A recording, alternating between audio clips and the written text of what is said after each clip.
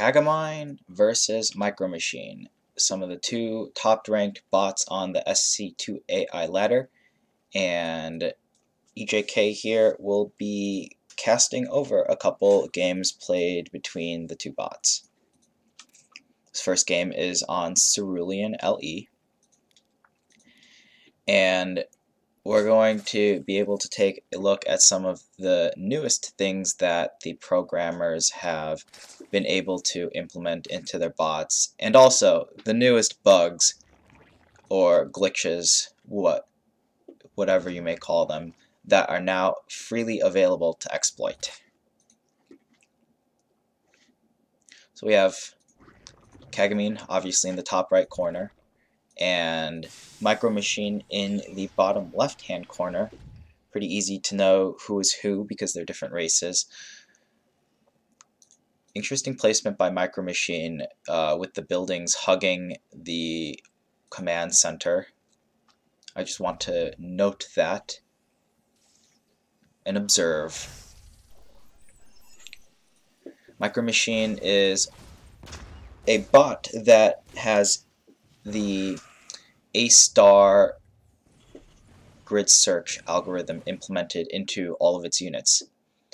Although it's not perfect, it gives a large tactical advantage sometimes, and a large tactical disadvantage in a lot of fights. The biggest thing I noticed about the A-star algorithm is that it does not employ any team-based play. What that means is a unit might have, or a player might have 10 different units, and all 10 of those units are essentially operating independently of each other. They may be attacking the same target from time to time, but they are all essentially independent minds with no aspect of working together. Also, cliffs, edges of the map can cause issues like we saw there, and the Reaper does not take the correct pathing down the ramp.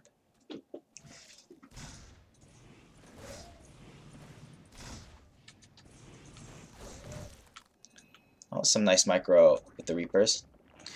We see on the production tab Starport with Cloak, so MicroMachine's build order going into the middle stages of the game will be going for Banshee Cloak. Meanwhile, Kagamine is doing a popular Queen-heavy macro-oriented build. Already has 2 Spore Crawlers up. Because the Starport was scouted. I believe the Starport was scouted by the drone earlier on, and that's what prompted those early Spore Crawlers. A little bit early, but better to have them than to not have them when Cloak Banshees are on the way. That Reaper should have retreated. There doesn't seem to be a clear-cut decision to retreat and when not to retreat. And by retreat, I don't mean retreating from one point to a further point. I mean retreating as in to fight or not to fight. And the units are always kind of set on fight mode. There's no flight mode, just fight. Not too much damage has been done with the Reaper harassment. The Banshees are really where things become difficult for everybody, because Cloak units are definitely a pain to deal with.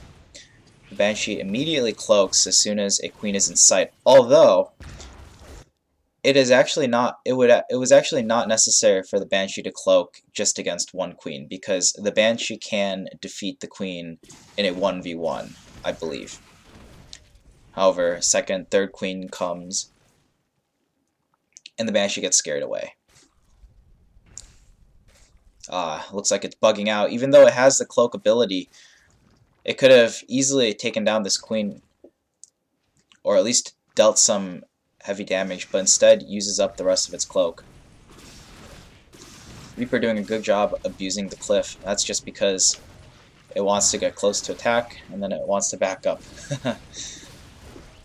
Kagamine's lair is fairly late, so these Banshees are going to have free reign over the base for quite some time.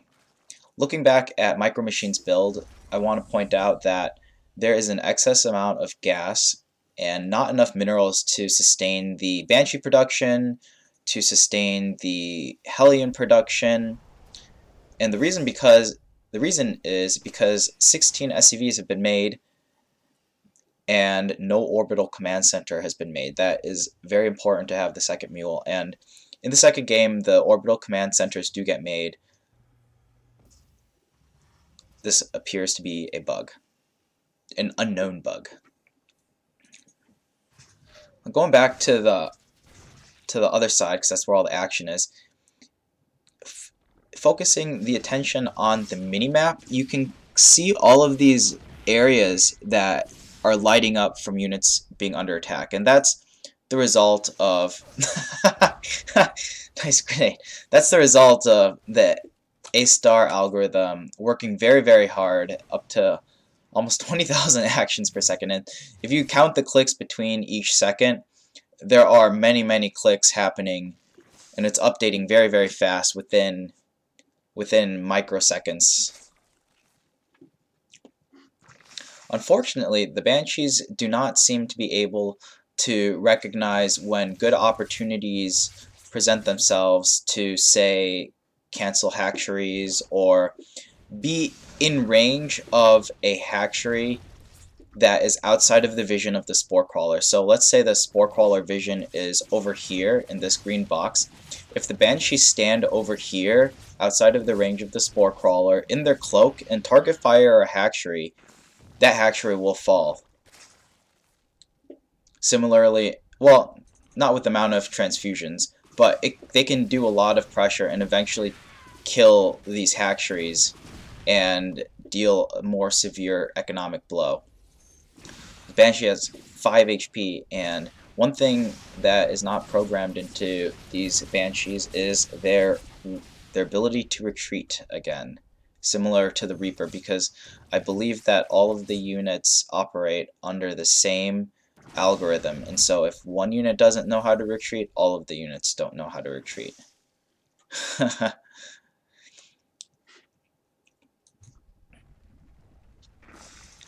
Kagamine has a hive up.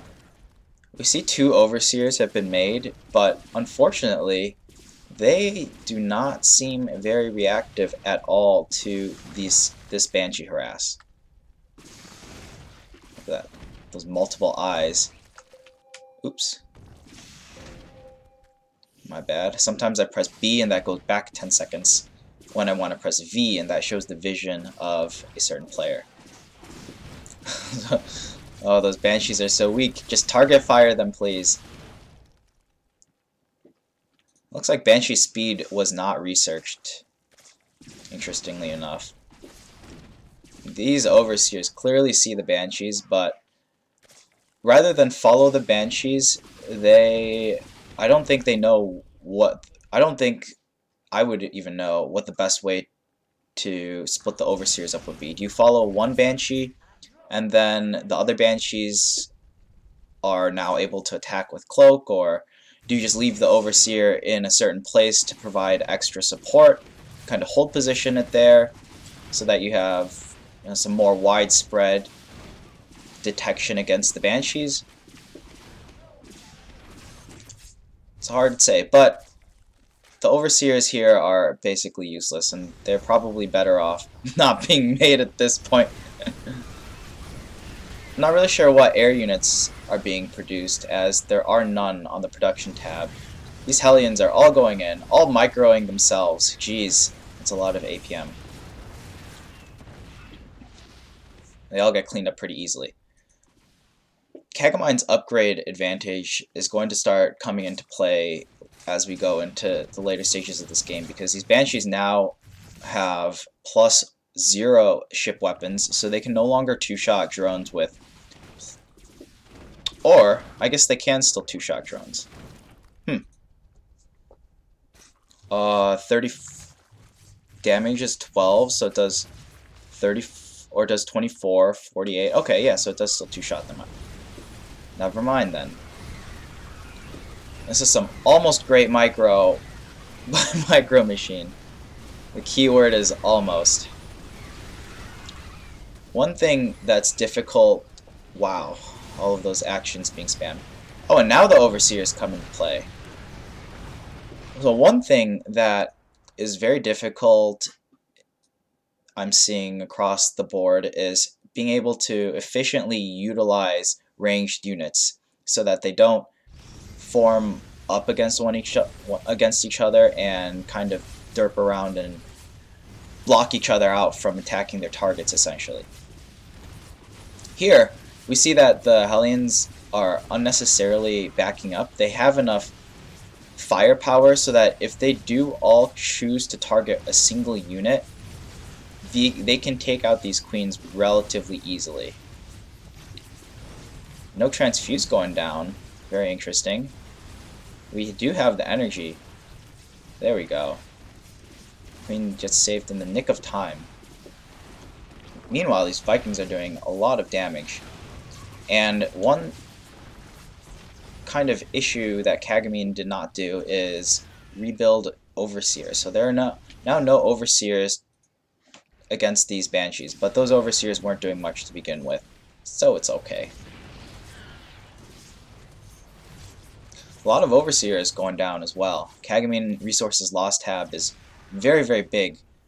However, the power of Ultralisks, even on a limited economy, there is nothing that will kill these Ultralisks. There are 2 Banshees, and to put in perspective, well, so what do Hellions do? Hellions do 8 damage.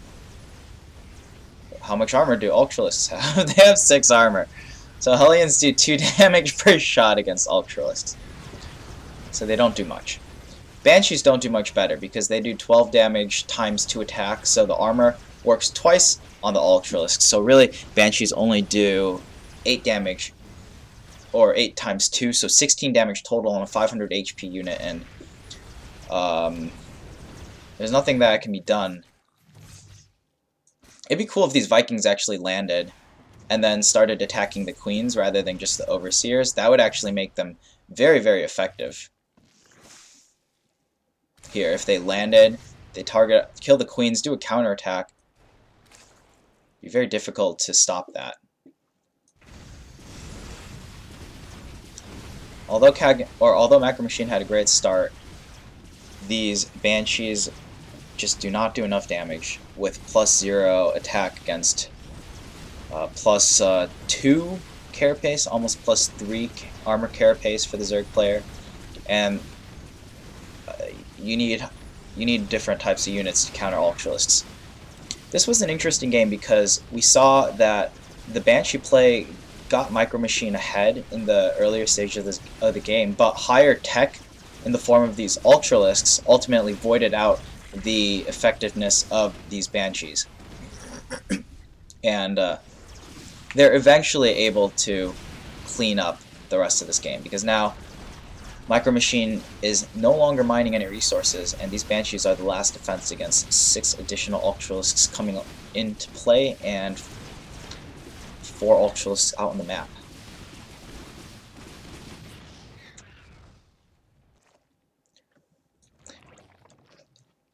Right now, we see on the minimap, you see all these big units moving, and they're either queens or Ultralisks. All of these little red units. I noticed that as soon as these queens, or as soon as the Banshees no longer were effective or something triggered them, they just immediately started spreading creep tumors. So you see the map is not really that spread out, and then these queens end up planting a ton of creep tumors. Oh my gosh, look at that. And then they go all over the place now. There's like time to spread creep, time to spread creep. And in a minute or so, the whole map is going to be covered. These Ultralisks, unfortunately, I believe they're trying to attack this command center that is lifted. So they don't know any better that they are not tall enough to shoot up, even though they are very, very tall. They're almost I mean, they could almost hit the command center if they were a little bit taller. Unfortunately, they're not. And this just shows how ineffective Banshees are at killing Ultralisks. They do not die. Ultralisks are pretty good units. Yeah, so now, point being, almost 20 creep tumors being actively spread right now, and this map is covered. I wonder if we can... 244 tumors, that's pretty crazy. I wonder why some of these creep tumors did not spread. Maybe they just weren't able to find valid positions and weren't able to recalculate. Oops. And so, just ended up not doing anything. Look at that, you could have easily put a creep tumor over there. You have the vision for it as well. So that pretty much wraps up game 1. We're going to take a look at the second game now. And more or less the same types of builds are chosen for this game. And we see a complete turnaround of events going into this.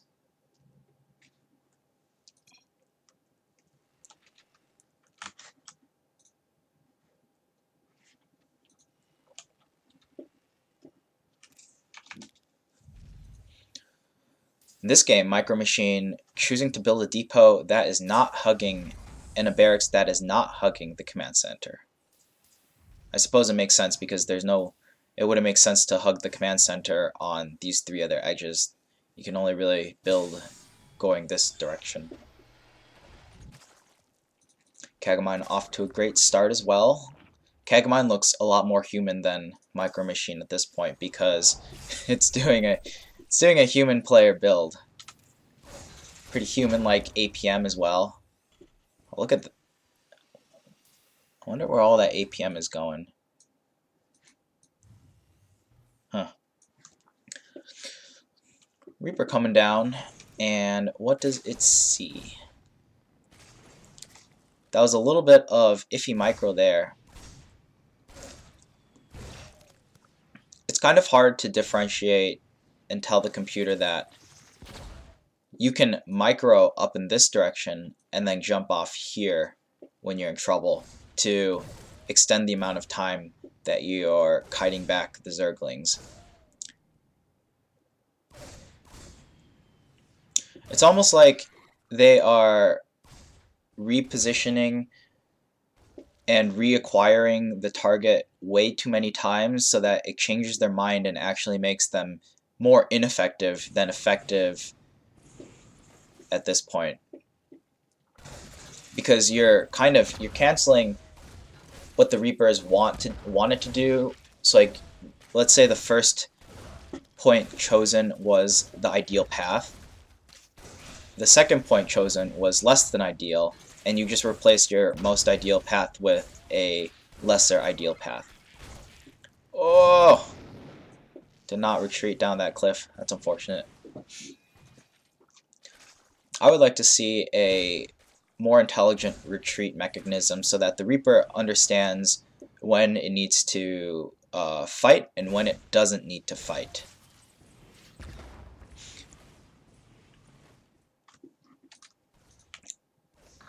It might be asking too much to be able to tactically engage in different bases. We see that the third base has not even been bothered to be scouted, and this potentially offers a lot of opportunity if you split a Reaper up into the main base, split a Reaper up into the third base, and then send a Reaper into the natural base. There's clearly enough APM for the computer to do that a human would not be able to do, and that could prove to be very effective going forward in the future. This game, the orbital command center is being made, no bug this time.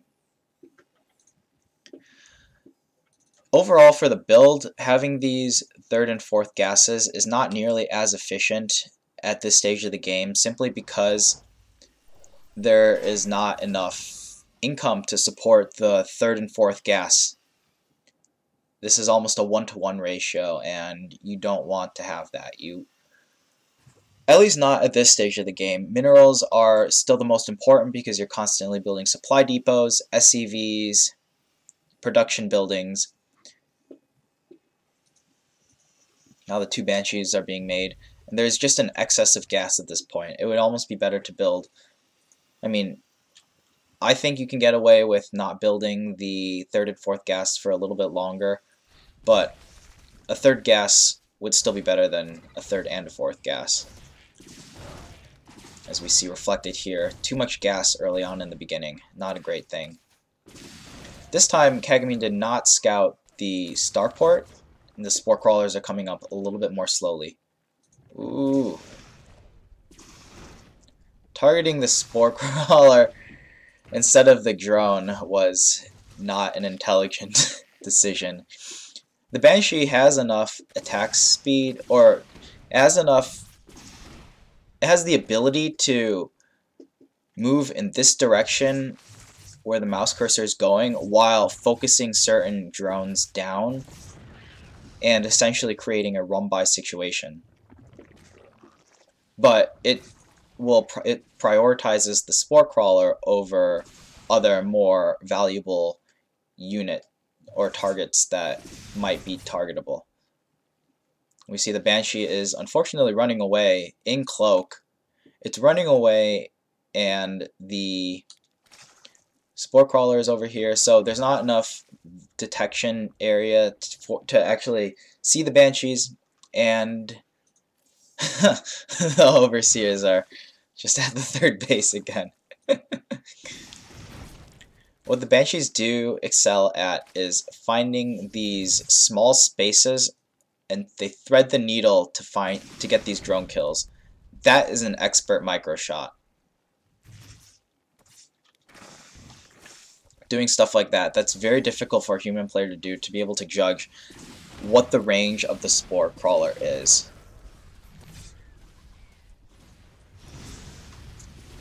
Hellions coming in.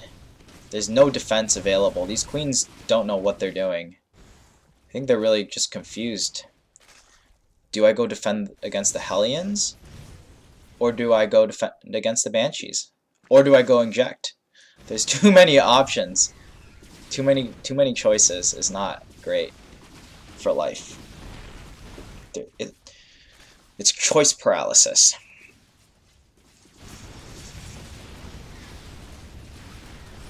These Lings also seem to pre-target their units and pass up potentially more lucrative targets in return because they are so fixated on attacking certain units.